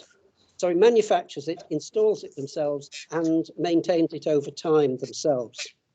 And that, of course, is an opportunity for that company to, shall we say, profit from the maintenance regime. So as a result of that, other manufacturers have come along and said, well, we will let anybody install our equipment. Therefore, our protocol is open because we'll sell it to lots of different people. When you step back, it still belongs to one manufacturer because it's their language. It's like French and German and English. Absolutely. Yeah. Let's just bring Paul in. Oh no, I was just going to say. I mean, look, you took me thunder away there on the open and closed protocol. Actually, I used to work for one of them years ago. Okay. It's always closed to some extent. Yeah, I used to work with Cerberus years ago before it became part of Siemens. You know, so yeah, so that was more of a life safety system anyway, with big PLCs involved. But what I'd say, I was going to say was, you was on the sort of point earlier. This is that one thing you probably should do. We said it about sprinklers, is get 5839, get the definitions out, because when you look at, you know, the classification and they give the stuff in the BIM world of this, you've got, you know, fire alarm device, you've got detectors defined in there. You can put all of those things in there, then you've got some commonality of agreement, because even with things like Vestas systems where you're air sampling, it's still a detector, it still talks to the fire alarm system, it still does something in the same way a zonal flow switch on a sprinkler is a detector. Do you understand? Can I just Luke, go on. Oh, hold on.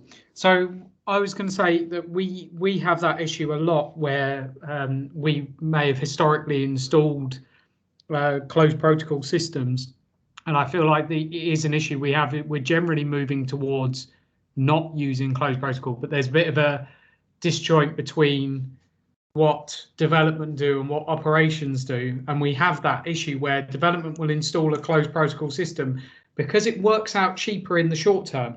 Yep. But then in the long term, the costs to maintain it, the cost to replace it are astronomical compared to the open protocol quite often, because we can't get any contractor. We can only do one contractor, so we're stuck with that. So I feel like the industry is moving towards open protocol, at least having training available, so certain contractors are able to maintain closed protocol systems to give you some of that industry thing. That's kind of the thing that I'm thinking, is that's where we have the issue. The point about protocols is that they are all owned by the people who own the intellectual property. It's really a form of, it's marketing strategy and sales strategy, as you rightly said. The people with closed protocol have made a lot of money out of maintenance, and a lot of clients have been unhappy at being locked in. But companies that make open protocol still have total control, and if they were to go out of business, you would have a problem. Tina. George, you were asking about a solution. The solution is when you get to stage 3 or stage 0, it's in the point that Luke had made, and it's about the whole life costings of a building. It's making the first point is making sure that maintenance electrical teams are talking to development teams very early stages. Second point is making sure that everything within the specifications written correctly. So when you have a building, and we're finding we're doing this quite a lot. So we've got buildings with sprinkler systems in them, AOVs, sheltered accommodation, to high-rise, to mid-rise, to low-rise. But there is a lack of looking at things in a holistic way. So when a building is designed, it's making sure that the sprinkler standards are mentioned in there, as well as the AOVs. It's all inclusive. And that's one thing, if the training need more for at stage 0 and collaborative working that needs to be looked at. I appreciate that, but 95% of the buildings that we're talking about are already built. So what we need to be also doing is looking at how existing buildings can be kept safe. We've worked with Walsall Housing Group on a project called Twinned It, and they're doing retrofit BIM modelling effectively. So they're actually looking at putting everything they've done in their buildings, and Clarion, I think Clarion are doing a similar sort of thing. They're putting all their drawings onto BIM. Yeah, BIM isn't the issue here. BIM is just a mechanism to hold the data. The critical thing, Tina, is the data itself. BIM can be. I've been involved in BIM for donkey's years, and I'm not saying. I'm just saying it can be a distraction in terms of this conversation. I hope you don't take that the wrong way, but I think like, for example, with our detection, we have our gateway allows you to have everything on a dashboard. So we're finding a lot of people using our gateway on the dashboard as a way of linking for data moving forward on a retrofit aspect as well as a new build. Okay. So using data from smart systems that have got that technology built in is potentially a solution there. Okay, can I just interrupt in there? We kind of started this last phase looking at whether we want to roll, whether we wanted to roll detection into the first document, which we've kind of gone past that without actually answering it. Are we keeping detection as a separate subject? Are we keeping detection separate from fire alarms? If you were to keep system? If you were to keep yes or no works. No. No. Keep them as one. Tina. Yes. And put detection first. Just keep them as one. George. Yeah. So if the products are all incorporated in what we covered in the alarm section, which I think they possibly are. That's what I'm thinking. If that's what everybody wants to do, do we need to revisit quickly the first document purely on the understanding that we're including detection within it? Is there anything we need to add? I think so. That? I think we should do that. Okay, Jess, can you put up that first document, please? Let's just quickly, we've got 20 minutes. Let's whiz through that. Just see if there's anything we want to add in with our new perspective, just so we can get it nailed as much as we can. If you can put that up, Jess. Andy, did you want to ask something? I was just going back to something that was said earlier about fire alarm devices, using the term fire alarm devices. That has a very specific meaning under 5839 Part 9 and under the EAM 54 standards. It is it isn't detection. So should we take fire or alarm? Fire alarm. I chair the committee called fire alarm devices, and it refers to sounders, flashing beacons, tactile devices, voice alarm systems. It doesn't refer to detection. It doesn't refer to control and indicating equipment. It has a very specific, very simple meaning. Right, so are we saying we need to call this fire alarm and detection systems? We should call it fire detection and fire alarm to be consistent with standards. Right, so it's renamed. Can you rename that, Jess? Fire detection and fire alarm system. And the second fire alarm, we often in the industry talk about fire detection and alarm systems, but we always mean fire detection and fire alarm systems. Fire detection, fire alarm systems. Right, are we happy with that? Is any naysayers on that? Good. We're happy on that. Right, yeah. Quickly then. Component elements, are there any, with our new perspective, are there any new component elements that we need to bung in there? What about optical? Briefly. What about optical detectors?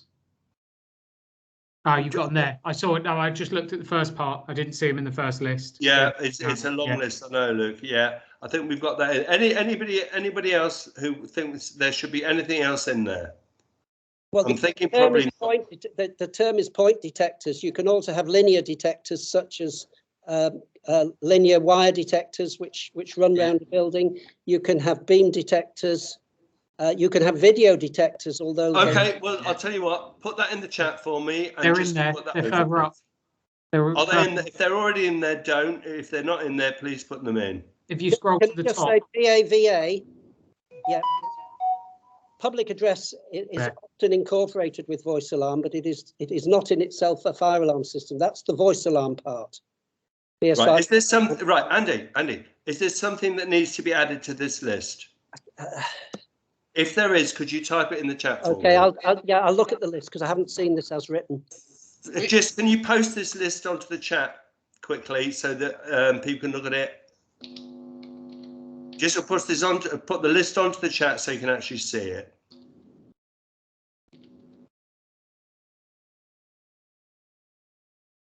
There you go. Okay. Right. So let's move on to the second part of it, which is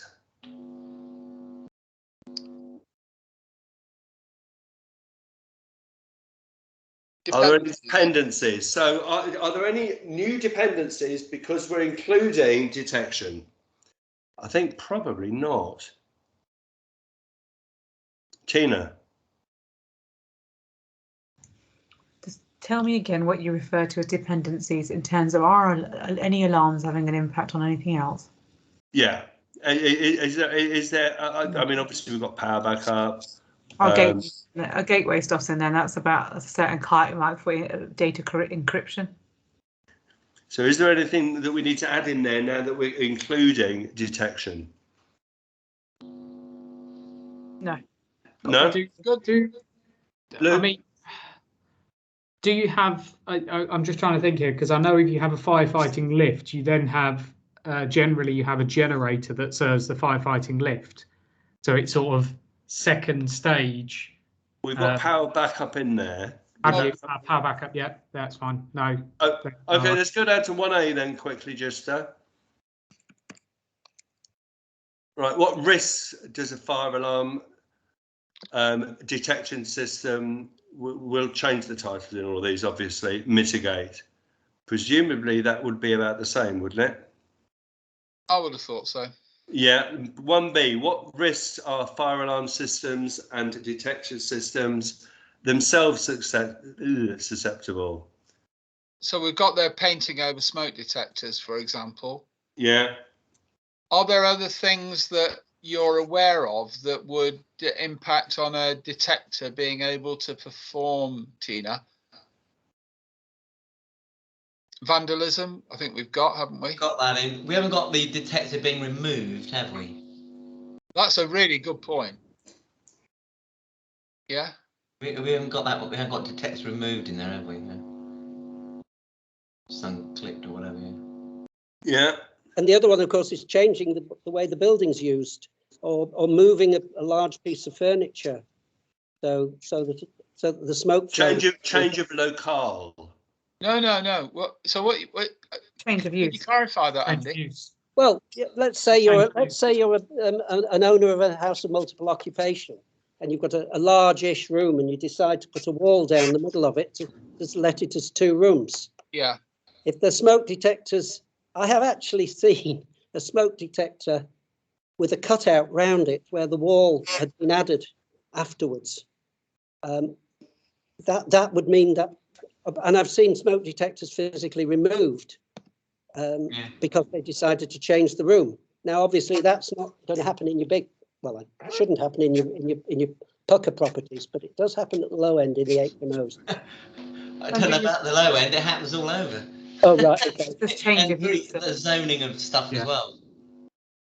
The same thing applies to zoning of Tina's got it correct. Tina's got it correct. It's just a change of use, which is what you'd put it down as. Change of use. Yeah. Yeah, because you've designed the fire alarm system for a certain level of protection. It might be at L5. It might be a very specific risk. Now you've changed the use of that building. Yeah. It's now not relevant to. Well, yeah. Protect against that risk. Could we add change of use, stroke change of layout? Change of layout is more what I'm talking about, where For instance, if you had a big wardrobe and you had it's a change of layout. I've put in both. They're both relevant, aren't they? Yeah. And with wireless systems, you might also take into account things like if you moved a fridge freezer, that can affect if the wireless system's a bit weak, that can affect it. You will get a fault. It won't. It's not that it won't work. It will know it's not working. Well, it will if it's a commercial fire detector. Could you put that in, Jess or Andy? I think that's an interesting one. Yeah. So moving a fridge. Well, it's only pertinent to wireless systems, isn't it? You're only referring that it depends on the RF mesh. Well, it does entirely. Just the RF mesh. It should give a fault. It shouldn't. But if it's a potential risk, it's a potential risk. It's a risk. Do we want to be a bit more general on that? Say it's the change in the signal, isn't it? It's the change to the radio environment, actually. Yeah. So change. That's good. Change. And for instance, Andrew's got that in. Masking of. Well, putting scaffolding up outside a building. I had one of my contacts in the National Fire Chiefs Council contacted me because they put a wireless alarm system in, worked fine, ready to change the cladding, and then they put the scaffolding up, and it started showing lots of faults. Faraday cage. Well, yes, and even though it's inside the Faraday cage, it still affected the radio environment. And basically what my advice was, go and do another radio survey and fill in whatever needs filling in. That's a really very, very relevant one, isn't it? Can you just drop that in, Jess? Just put scaffolding. One point on the subject of a radio survey, what you're supposed to do is go to every physical point where you're going to put a radio device and measure the radio signal. So something has to be installed a transceiver has to be installed, and then you take your measurement tool to the location. That, unfortunately, because it's not very practical in the existing building, doesn't always happen. And Andrew, you agree there's a difference between the Part 1 to the Part 6? I absolutely do agree. Your systems are working over much smaller ranges and within the flats. And ours go to 150 in open space, 30 to 40 in enclosed space. So the RF... You're limited to 10 milliwatts, whatever you do. Yeah, so I think going back to the earlier point, you're breaking it down from Part 1 to Part 6, separate commercial to domestic, makes sense throughout the whole document again. But again, it comes down to how well the system's designed and surveyed and installed. Yes. Which comes down to further down, we're using competent people. And if you use good companies, then you tend not to have the problems. So you have a problem. Like cut the number of detectors and cut the number of transmitters and etc. etc. Well, the trouble with a radio system is that it may work perfectly well. But if you haven't done a survey, you don't know where it's just a little bit dodgy. So have we covered that with what you've put in there, Andrew? Well, the change to the radio environment that I put in. That pretty much covers that. Yeah. Scaffolding is the same thing. It's changing the radio environment. Exactly. Okay. So is there anything else? Is there anything else we need to put in there, and we can move down to the next one, see what we need to add in? You have people painting over smoke detectors, but people also cover them. So I've seen people who have covered smoke detectors with condoms, actually, where they've just sealed over it. That's something I saw at uni years and years ago. It would set off with toast, so they would put a condom over the smoke detector. Engineering students are the worst. But anyway, like sealing it with a plastic, basically just sealing the smoke detector. Cling film. Yeah. Do you know what it comes down to? It's a lack of education. It's lack of education. I think there's two parts to it. You can do something technically and design it with a competent person, but if you don't educate the people within those buildings, nothing's going to be achieved. No. Okay, if you've got the wrong sort of detector, that's why you're burning the toast, isn't it? You know. Yeah. And we find that with our multi-centres, for example, our multi-centres go in. We have to educate and do education outreach with residents to let them know that that's in the kitchen space, open plan living area. It's not going to create you false alarms, and because of the way you've got two different sensor technology and the algorithm, but it's education. Yeah. Let's move down to the next one and see if there's anything we need to add in. I think it's question 2. Yeah. So what information, is there any more information we need now we're including fire detectors in this? Anything else we need to add into this, or is it covered? That's Tina's point about education again, isn't it? Yeah. Okay, next one. Okay, number 3, just tasks. So that's where, Andy, did you say you're doing something on the smoke alarms side of things, I think? No, I'm doing something on fire detection and fire alarm systems. So that's going to cover us, isn't it? And it is, well, I've just cut and pasted out of part 1. It's at the moment 6 pages of 12-point text saying what has to be tested. So Great. I need to sit down and try and turn that into bullet points. Thank you. Fantastic. But that covers us. Now we've got the new title. Yes. But Tina's solution, you need to do the same, do you, Tina, for a different type of, is that for part 6? We'll look at the part 6 maintenance and come back to you. It's not as complicated as the part 1 at all. Cool. But it will cover the detector things, Tina. Yeah, that would. And then I think the other bit, the commissioning bit, is on domestic, is that the installers have to also do a handover with the residents, and that's not mentioned in anything either. Yeah. Good point. And I think that's always the issue that we have, and you agree with me, Andrew, it's on part 1 or part 6, is whatever guidance document's written out there, it always says you've got to do a handover and explain the residents what these systems are. And we find that with shelter schemes, for example, and Joanne's just put it in there about user training. So on shelter schemes, part 1 needs to be trained, and wardens need to be trained on part 1, and wardens need to be trained on part 6. And it's a common component part that's always missed out: handover and training. Yeah, that's a very good point. Right, okay, so that will be question 3 covered in terms of tasks, won't it? Question 4, which is on training. Can I assume that there's going to be not a great deal of difference on this? Is there any specific training for detectors, or will it all come into the fire alarms and detection system? Sorry, training to do? In terms of training, any specific courses? Training to install, training to commission. So the competency side of things. Well, yeah, will that run through, Andrew? Well, the problem with the UK is that there is no legal requirement for people to be competent.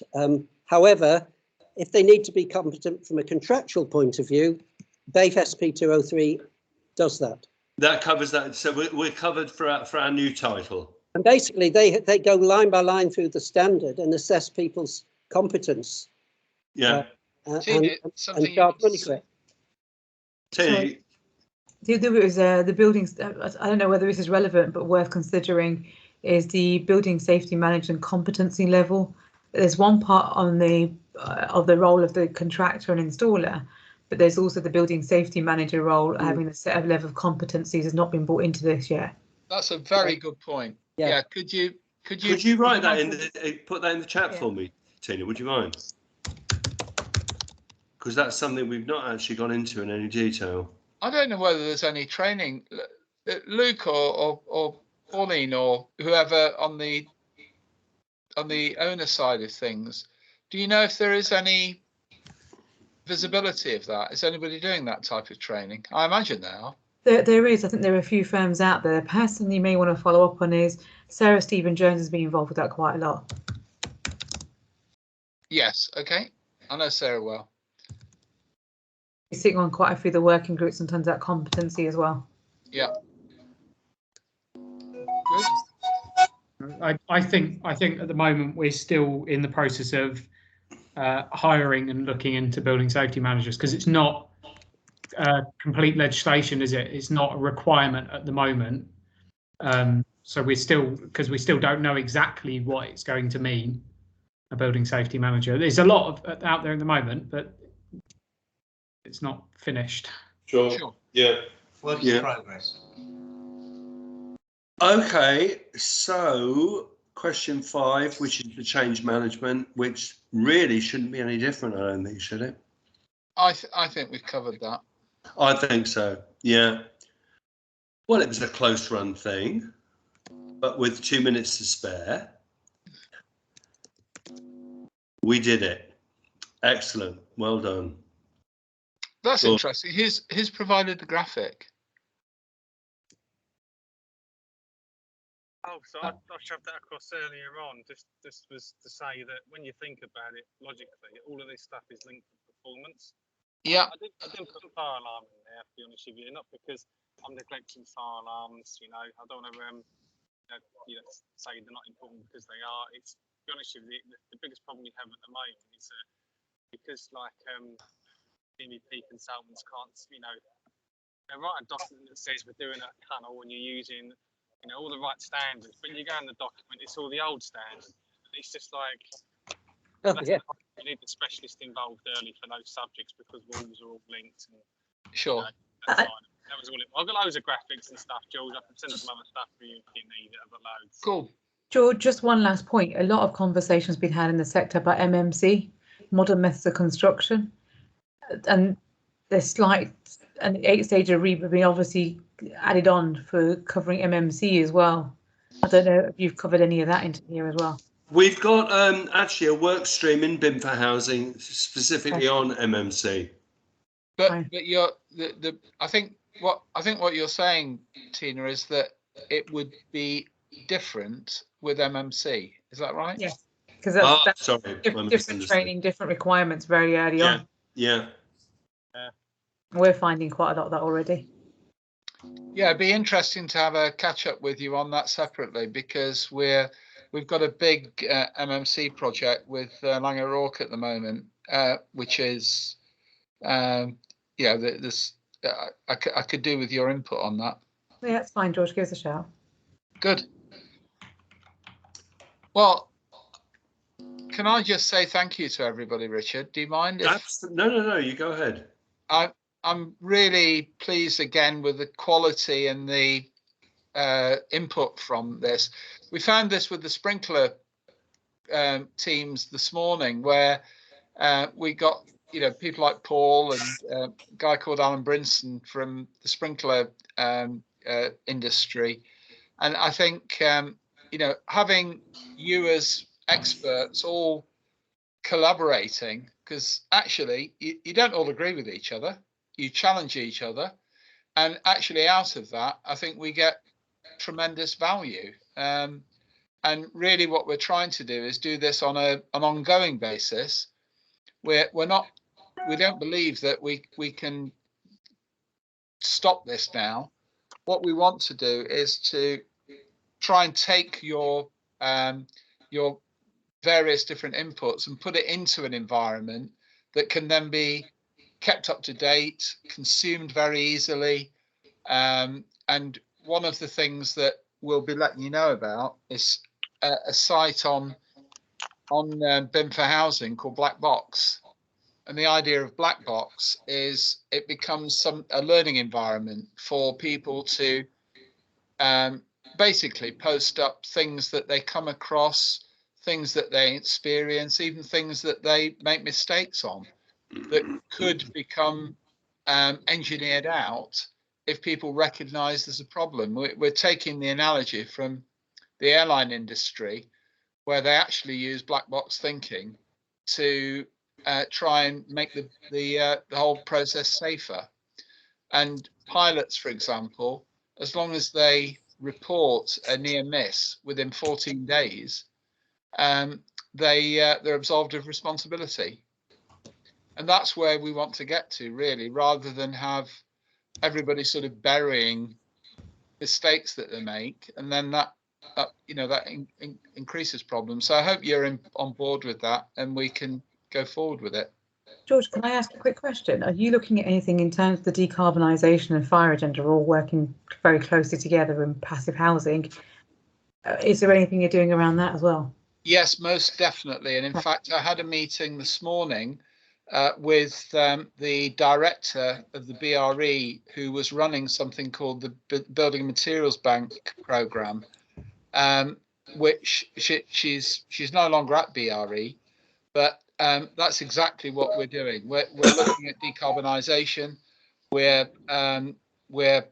got a project at the moment where we're actually, this is Active Plan, this is my company, but we're working with Max Fordham on a college, an Oxford college, replacing, they're putting in heat pumps and things like that, but they're replacing all the windows. So yeah, be very interesting to talk to you. I'll catch up with you afterwards. We've just launched a housing safety and wellbeing task force, and that's look at the holistic approach to safety and housing and well-being and how the two agendas overlap. But I'll give you a shout here, George. I just want to point out you also had in detectors, the thing that sort of threw me off a bit is you put gas detectors in there, and they're quite often not part of the fire alarm system in cases anyway. They, like all our domestic ones, they won't necessarily be linked to the fire alarm system. They're just a standalone CO detector. They can be technically linked, as Tina will tell you, but they are they're for a different purpose than fire. They're for toxicity. They're not part of fire protection. Well, there is one of the confusions is that there is a standard for carbon monoxide detection for fire, but it's very much more sensitive than it's EN 54 Part 26, but they're very much more sensitive and very limited tests. They're not a very practical detector for the normal commercial world, but where they are practical is as part of a multi-sensor. So anyway, what I'm about to do is send a list of all the standards that relate to EN 54 that shall hopefully fill in some of the gaps. Brilliant. Or I shall just see if I can drop that in the chat. Excellent. Well, as George, just to reiterate what George says, thank you very much. It's been a very intense meeting, actually, hasn't it? But I hope very rewarding. And I hope we'll all see you again soon. Are you all up for continuing this sort of conversation going forward? Sure. Yeah, definitely. Excellent. Excellent. It'd be good, George, as well to see the outputs, because I think you would take a bit of refining to get through all this. And I think, well, the thing is, Paul, it's never finished. There's no output. It's ongoing. There'll be an output from this session and from input we've had before the session. It will go up on the Black Box website, as George mentioned earlier. But it will be an ongoing process. You can add to it, you can comment on it, and it's going to be a dynamic document, for want of a better word, but it's never ending. I was just thinking, I mean, the EN 54 is almost as bad as EN 81. There's millions of them. No, there's a lot more in the lift standard, I think. No, there is part 72. I'm saying it's another one. It's yeah, I didn't know. I've heard it. I've never been into that much detail, but yeah, there's a lot in there. Jeez Louise. We're doing one of these on. Yeah, we're doing one of these on firemen's lifts in early October. Okay, that'd be good. Oh, I was going to say you'll have fun with that one. Oh, nah, just put an AOV door in here and you'll be sorted, yeah? Okay, guys. Well, again, working on where the firemen said we're not going to use that.